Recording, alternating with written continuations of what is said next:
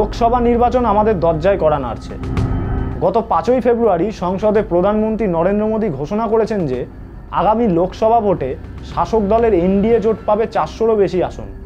তার মধ্যে বিজেপি একাই পাবে 370টি। এই ঘোষণার পর বিরোধীরা প্রশ্ন তুলেছে, মোদীজি কিভাবে এমন আত্মবিশ্বাসের সাথে নির্দিষ্ট আসন সংখ্যা বলে দিতে পারছেন।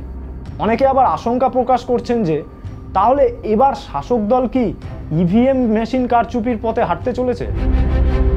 এমন একটা পরিস্থিতিতে চণ্ডীগড়ে পুর নিগমের মেয়র নির্বাচনের ঘটনা সামনে এলো।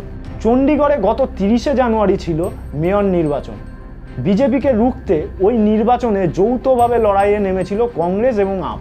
পুরো প্রতিনিধিদের ভোটের হিসাবে প্রথমে এগিয়েও গিয়েছিলেন আপ কংগ্রেস জোটের প্রার্থী কুলদীপ সিং। মোট 36টি বৈধ ভোটের মধ্যে জোট পায় 20টি ভোট। অন্যদিকে বিজেপির মেয়র পদপ্রার্থী মনোজ সোনকর পান 16টি ভোট। কিন্তু পরে জোট প্রার্থী কুলদীপ সিংয়ের পাওয়া 8টি ভোট বাতিল বলে ঘোষণা করেন প্রিসাইডিং অফিসার অনিল মসিয়া। এই ঘটনার একটি ভাইরাল হওয়া ভিডিওতে দেখা যায় গণনার ঠিক আগে অনিল নিজেই কলম দিয়ে কয়েকটি ব্যালটে দাগ দিয়ে দিচ্ছিলেন। পরে সেগুলোতেই বাতিল করেন তিনি। এক কথায় রক্ষকই ভক্ষকের ভূমিকা পালন করেছে। লোকসভার প্রাককালে দাঁড়িয়ে এই ঘটনা কি বিশেষ কোনো অশনি সংকেত বহন করছে? শীর্ষ আদালত এই ঘটনাকে গণতন্ত্রের হত্যা বলে উল্লেখ করলেও পাঞ্জাব ও হরিয়ানা হাইকোর্টের ভূমিকা নিয়ে কিন্তু প্রশ্ন থেকেই যাচ্ছে। নতুন আইন অনুসারে এখন থেকে কেন্দ্রের শাসক দল তাদের অনুগত দেশের মুখ্য নির্বাচন কমিশনার সহ অন্যান্য নির্বাচন কমিশনারদের নির্বাচন করতে পারবেন। ফলে অভিযোগ উঠছে, শাসক দল বিজেপি গণতন্ত্রের স্তম্ভগুলির ওপর নির্লজ্জভাবে দলীয় নিয়ন্ত্রণ প্রতিষ্ঠা করতে এমন মরিয়া হয়ে উঠছে কেন? প্রশ্ন উঠছে, ভোট ব্যবস্থার সাজ পোশাক বজায় রেখেই ভারতীয় গণতন্ত্র আজ কোন লক্ষ্যে এগোচ্ছে? এইসব প্রশ্নের উত্তর খুঁজতেই আমরা আজ পৌঁছে গেছি মানবাধিকার সংগঠন সিপিডিআরএসের কার্যকারী সভাপতি তথা অধ্যাপক সৌম্য সেন মহাশয়ের কাছে। দেখে নেওয়া যাক তিনি এ বিষয়ে কি বলছেন। এখন এই সামনে ইলেকশনের বিভিন্ন রকম মানে সমস্ত দলগুলো তার জন্য প্রিপারেশন নিচ্ছে, শাসক দল প্রিপারেশন নিচ্ছে। এই অবস্থাতে এই ঘটনা কি অশনি সংকেত বহন করে? আমরা যে ব্যবস্থাটায় বাস করি এটা হচ্ছে সংসদীয় গণতান্ত্রিক ব্যবস্থা। সংসদীয় গণতান্ত্রিক ব্যবস্থায় এটা ঠিক হয়েছিল যে এটা একটা জনপ্রতিনিধিত্বমূলক ব্যবস্থা। অর্থাৎ আগে আমরা ছিলাম রাজাদের প্রজা, জমিদারদের প্রজা, কিন্তু এখন আমরা হয়েছি নাগরিক। অর্থাৎ এই যে রাষ্ট্র, নাগরিক, এই যে ধারণাগুলো এসছিল, এখানে নাগরিকদের মতের ভিত্তিতে রাষ্ট্র পরিচালিত হবে, এই তো ছিল সংসদীয় গণতান্ত্রিক ব্যবস্থার মূল চিন্তা। এখন সেখানে নাগরিকরা কেমন করে রাষ্ট্র নীতি নির্ধারণ করবে? না, নাগরিকরা তাদের জনপ্রতিনিধি নির্বাচন করবেন, যে জনপ্রতিনিধিরা সংসদে গিয়ে নাগরিকদের জন্য, দেশের জন্য, রাষ্ট্রের জন্য নীতি প্রয়োগ করবে, নীতি চালু করবে। এই তো ছিল আমাদের সংসদীয় কাঠামো, যেটাকে by the people, for the people, of the people, এরকম নানান তাত্ত্বিক পরিকাঠামো, নানান রকম কথাবার্তা বলা হয়েছিল। কিন্তু মুশকিল হচ্ছে যত দিন যাচ্ছে এখানে আমি বলতে পারি তিনটে খুব গোদাভাবে কতগুলো বিষয় আমাদের মাথায় ছিল। কি? একটা হচ্ছে যে নাগরিকদের একটা স্বচ্ছ ভোট ব্যবস্থা থাকবে, যেখানে নাগরিকদের নির্বাচন করা হবে স্বচ্ছভাবে। এই স্বচ্ছতার কিছু সংজ্ঞা আছে। স্বচ্ছতার সংজ্ঞা কী? না, যে সমস্ত রাজনৈতিক দল নির্বাচনে অংশগ্রহণ করবে তারা সমানভাবে প্রতিনিধিত্ব করার সুযোগ পাবে, প্রতিযোগিতা করার সুযোগ পাবে। 2 নম্বর হচ্ছে রাষ্ট্র নীতিকে সমালোচনা করার অধিকার সবার থাকবে। এবং 3 নম্বর হচ্ছে একটা স্বাধীন নিরপেক্ষ বিচার ব্যবস্থা থাকবে, যে রাষ্ট্র সরকার যে নীতিগুলো নির্ধারণ করলো সেই নীতিগুলোকে যাতে তারা দরকারে বিচার করতে পারে, ঠিক না ভুল রাষ্ট্রের। এই একটা ধারণা ছিল। কিন্তু যত দিন যাচ্ছে আপনারা দেখতে পাচ্ছেন যে এই টোটাল ব্যবস্থাটা একটা হাস্যকর পর্যায়ে ক্রমশ চলে যাচ্ছে। আজকের নির্বাচন, মানে আপনি যে ঘটনাটাকে কেন্দ্র করে আজকের এই আলোচনা সূত্রপাত ঘটালেন, যে এই ঘটনা মানে আর কোনো রকম রাগ ঢাক রাখছে না। সরাসরি নির্বাচনকে মানে একদম একটা অস্তিত্বহীন একটা ব্যাপারে পরিণত করা হচ্ছে। প্রকৃতপক্ষে আজকের দিনে নির্বাচন কি দিয়ে পরিচালিত হয়? আজকের দিনে নির্বাচন পরিচালিত হয় আপনার কত টাকা আছে। আপনারা যদি দেখেন যে ওই যে যারা কাজ করে অ্যাসোসিয়েশন ফর ডেমোক্রেটিক রাইটস, তারা বিভিন্ন নির্বাচনী তহবিলে এই যে ইলেকশন বন্ডের মাধ্যমে কি বিপুল পরিমাণ টাকা দেওয়া হচ্ছে। ফলে আজকে নির্বাচন পরিচালিত হচ্ছে কর্পোরেট পুঁজির দ্বারা। কর্পোরেট পুঁজি লক্ষ লক্ষ কোটি কোটি টাকা ঢালছে। মিডিয়া নির্মাণ করে দিচ্ছে। একজন পরিযায়ী শ্রমিক, মানে মানুষের মনের অবচেতনে রাষ্ট্র নির্মাণ করা হচ্ছে। আজকে আমরা বুঝতে পারছি সরকার অপদার্থ, কোভিডের সময় সরকারের কোনো ভূমিকা নেই, অথচ রাষ্ট্র তার ব্যর্থতাকেই আজকে সাফল্য বলে প্রচার করছে। ফলে মিডিয়া আজকে নিয়ন্ত্রণ করছে মানুষের মনকে, মানুষের চিন্তাধারাকে। আর ভোটের দিন মাসলম্যান, মানে একদম সরাসরি বুথ দখল, রিগিং, ওই রকম ওই চণ্ডীগড়ের মেয়র নির্বাচনের মতো প্রিজাইডিং অফিসার। এ তো প্রায় মিডিয়া, মানে এই তো প্রায় গুন্ডামি করেছেন। ফলে আজকে টোটাল নির্বাচন প্রক্রিয়াটা নিয়েই একটা প্রশ্নচিহ্ন এসে গেছে, যেটা সংসদীয় গণতান্ত্রিক ব্যবস্থার মূল বিষয় ছিল। একটা স্বচ্ছভাবে নির্বাচন হবে, নির্দিষ্ট সময় অন্তর অন্তর প্রধানমন্ত্রী, মুখ্যমন্ত্রী, মন্ত্রিসভা নির্বাচিত হবে। এগুলো আজকে ক্রমশ যত দিন যাচ্ছে একটা অর্থহীন কতগুলো বিষয় পরিণত হচ্ছে। এগুলো অশনি সংকেত গণতন্ত্রের পক্ষে, আমাদের দেশের পক্ষে, নাগরিক স্বার্থের পক্ষে, রাষ্ট্রের পক্ষে অশনি সংকেত। আমরা এক ভয়ঙ্কর দিকে যাচ্ছি, এটা আমরা বলতেই পারি। না দেখুন, ওই দিনকের যে ঘটনাটা ঘটেছে, উনি তো পরিচালক, মানে উনি নির্বাচন পরিচালক।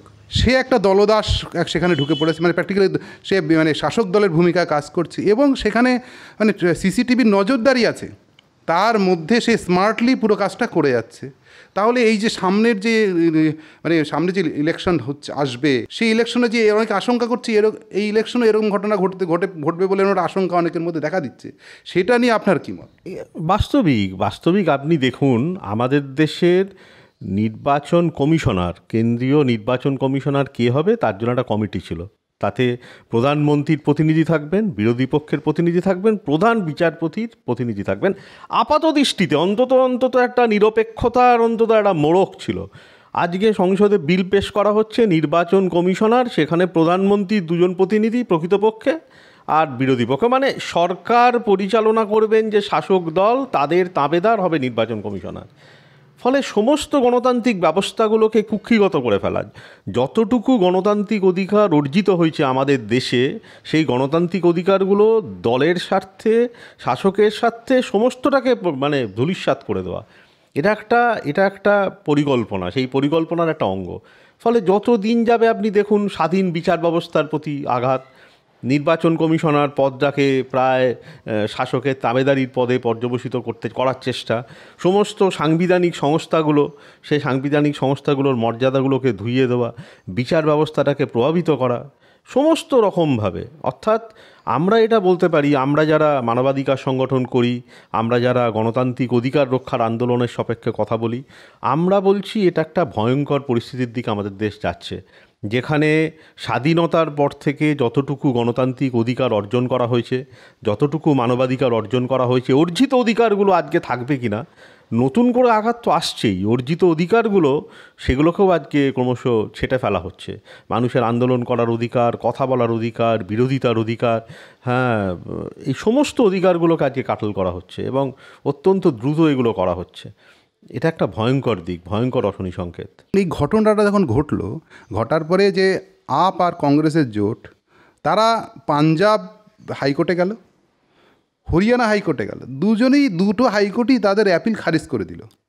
তারপরে তারা সুপ্রিম কোর্টে যখন গিয়ে ভিডিওটা প্রডিউস করলো, তখন সুপ্রিম কোর্ট বললো এটা গণতন্ত্রকে হত্যা করা হচ্ছে।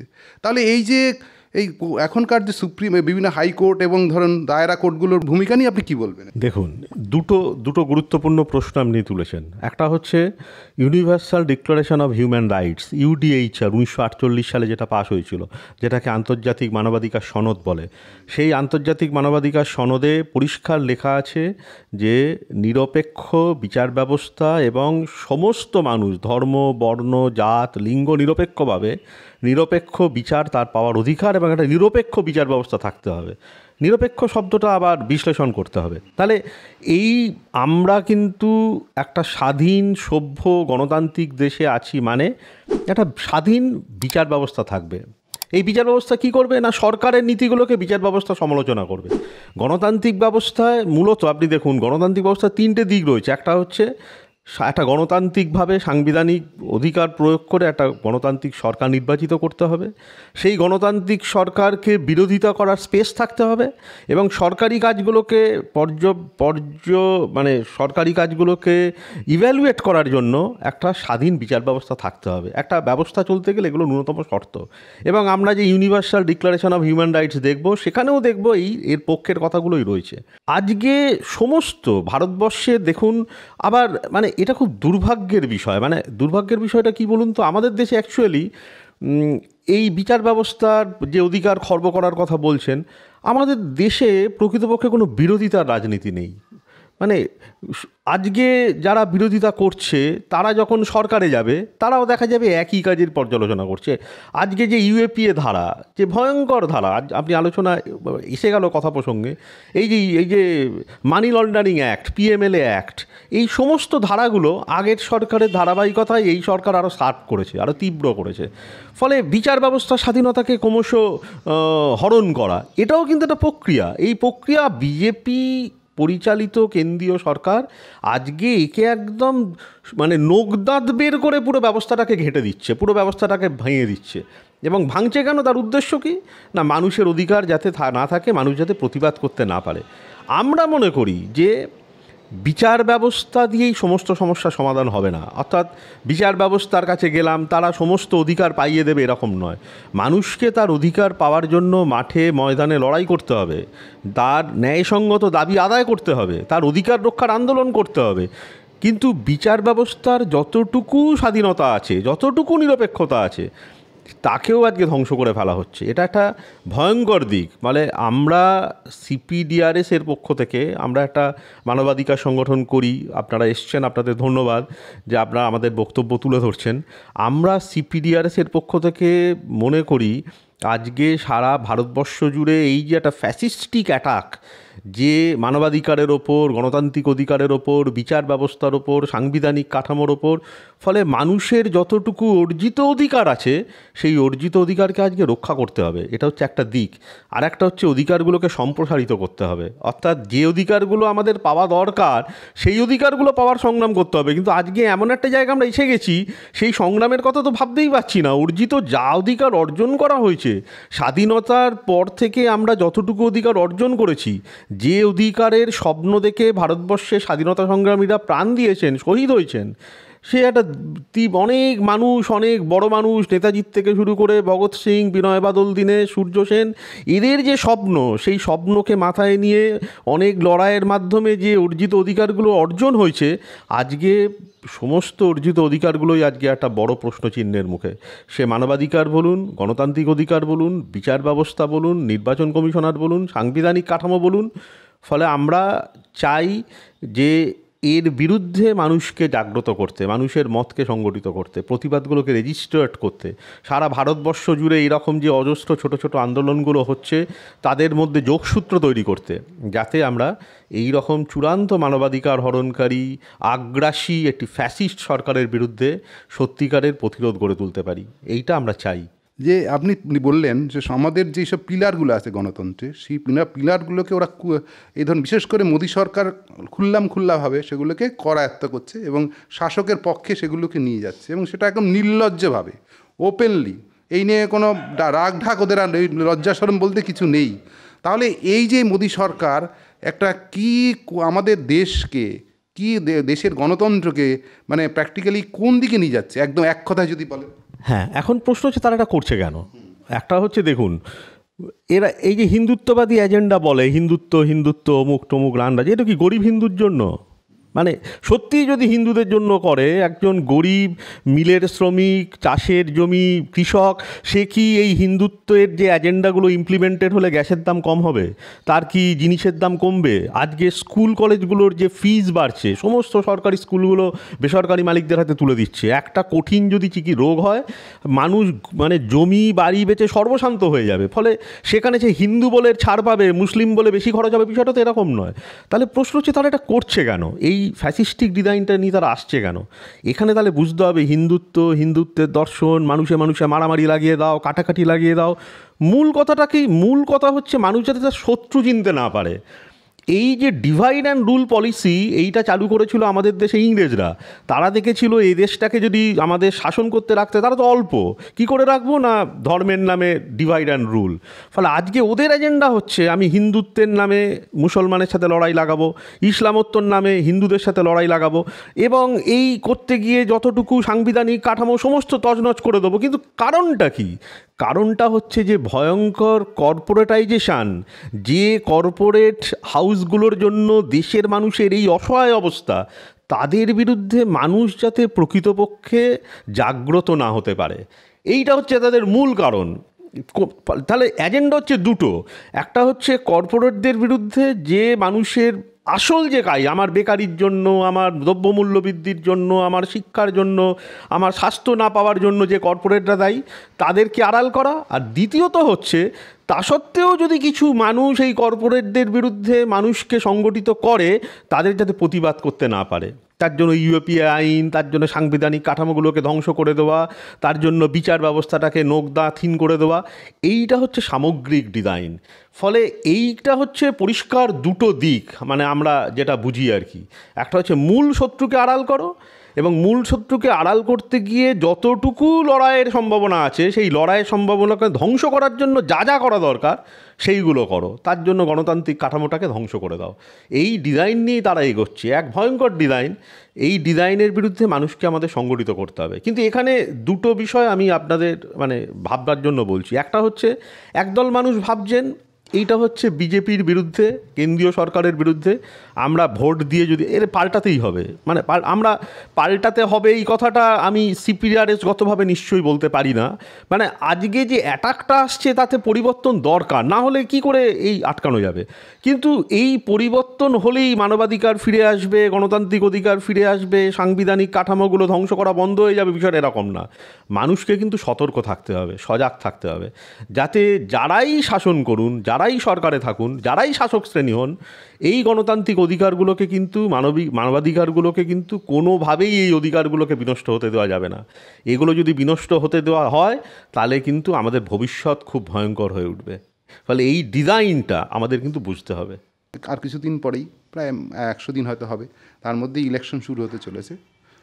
আরেকটা সরকারকে তারা নির্বাচিত করবে। এরকম একটা পরিস্থিতিতে দাঁড়িয়ে আপনি একজন মানবাধিকার রক্ষার যে আন্দোলন করছেন তার সৈনিক হিসাবে, যারা ভোটার এখন নতুন করে ভোট দেবে, নতুন সরকারকে নির্বাচিত করবে, তাদের উদ্দেশ্যে আপনি কী বার্তা দেবেন? শুনুন, যে সরকার গণতান্ত্রিক অধিকার হরণ করছে, মানবাধিকার হরণ করছে, মানুষের বেসিক যে দাবি, শিক্ষার দাবি, স্বাস্থ্যের দাবি, চিকিৎসার দাবি, বাসস্থানের দাবি, চাকরির দাবি, এই দাবিগুলোকে অবহেলা করছে, কোনো মানবাধিকার সংগঠন তাদের পক্ষে থাকতে পারে না। কোনো মানবাধিকার সংগঠন মানবাধিকার অধিকারের যে স্পিরিট, সেই স্পিরিট অনুযায়ী সারা সবসময় তার বিরোধী। ফলে আমরা সবসময় চাই যে সরকার, যে শাসক এই মানবাধিকারগুলোকে হরণ করছে, আমরা কখনোই তার পক্ষে কথা বলতে পারি না, আমরা সবসময় তার বিরুদ্ধে কথা বলি। ফলে যে সরকার এটা চায়, আমরা তাদের অবসান ঘটালে আমরা খুশিই হব। কিন্তু আমরা একই সাথে এটাও বলছি, মানবাধিকার সংগঠন হিসাবে আমরা বলতে পারি না যে আপনি এক্সের বদলে ওয়াইকে ভোট দিন। আমরা এটা বলতে পারি, এক্স অধিকার হরণ করছে, আমরা এক্সের বিরুদ্ধে লড়ছি, কিন্তু আগামীতে যে ওয়াই আসবে, সেও যদি মানবাধিকার হরণ করে, সেও গণতান্ত্রিক অধিকার হরণ করে, আমরা কিন্তু তার বিরুদ্ধেও কথা বলবো। অর্থাৎ আমাদের কাছে মূল কথা হচ্ছে, ওরা লড়ছে কর্পোরেটদের স্বার্থে, আর মানবাধিকার সংগঠনগুলো এরা লড়াই করছে কিন্তু সাধারণ গরিব মানুষের গণতান্ত্রিক অধিকার, মানবাধিকার রক্ষার পক্ষে। ফলে এটা একটা লড়াই, দুটো দৃষ্টিভঙ্গির লড়াই। এই দৃষ্টিভঙ্গিতে আপনি কোন দিকে আছেন? আমরা মানবাধিকার সংগঠনরা মানুষের দিকে আছি। আমরা কে ভোট দেবে, কে ভোটে নির্বাচিত হবে, সেটা পরের বিষয়। আমরা এই সরকার যে ভয়ঙ্কর ফ্যাসিস্টিক ডিজাইন নিয়ে আসছে, আমরা তার বিরুদ্ধে, আমরা এর বিরুদ্ধে মানুষকে বলছি এর বিরুদ্ধে সোচ্চার হন। কিন্তু আমরা কখনো এটা বলছি না এর বিরুদ্ধে আরেকজন যিনি আসবেন তিনি মানবাধিকার রক্ষার ক্ষেত্রে চ্যালেঞ্জার, একদম শ্রেষ্ঠ। আমরা বলছি আপনি সবসময় সতর্ক থাকুন, গণতান্ত্রিক অধিকার, মানবাধিকার রক্ষার আন্দোলন, শিক্ষা, স্বাস্থ্যের অধিকার, এইগুলোকে হরণ হতে দেবেন না। এইগুলো আমাদের দাবি। আপনারা প্রশ্ন করুন রাজনৈতিক দলগুলোকে যে আপনি তো ভোটে জিতবেন, ভোট চাইতে এসছেন, মানবাধিকারের প্রশ্নে, গণতান্ত্রিক অধিকারের প্রশ্নে আপনার দৃষ্টিভঙ্গি কী? শিক্ষা, স্বাস্থ্য, বেকারি, জিনিসপত্রের দাম কমানোর প্রশ্নে আপনার দৃষ্টিভঙ্গি কী? এই প্রশ্নগুলো করুন। আমরা মানবাধিকার রক্ষার যারা আন্দোলন করি, আমাদের কাছে এইটা হচ্ছে গুরুত্বপূর্ণ ইস্যু। আমরা এইভাবেই মানবাধিকার রক্ষার আন্দোলনকে দেখি। ধন্যবাদ আপনাকে। ঠিক আছে।